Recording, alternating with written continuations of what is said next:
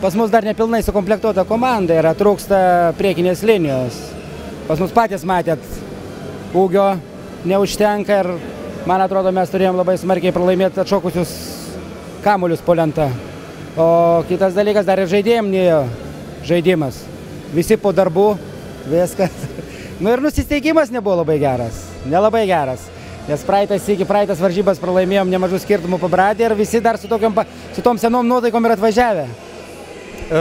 Ilgą pertrauką išėjo turėdami minus 33, ką pasakėt savo auklėtiniams Rūbiniai? Nu, kad atlašinėjom tos taškus, žaidžiam, kad išliktų visi kaip komanda. Kad žaistų, nesvarbu koks rezultatas, svarbiausia žaist. Nu ir kas kiek galėjo, tiek žaidė. Nu ir dar vienas iš pagrindinių yra traumuotas, buvo atvažiavęs, nežaidė. Irgi trūkumas. Ir sakau, ir metimai nenuėjo, ir kamuolius pralaimėjom. Vienu žodžiu laimėjo, kas buvo stipresni. Nenorėjom sugadinti šventės.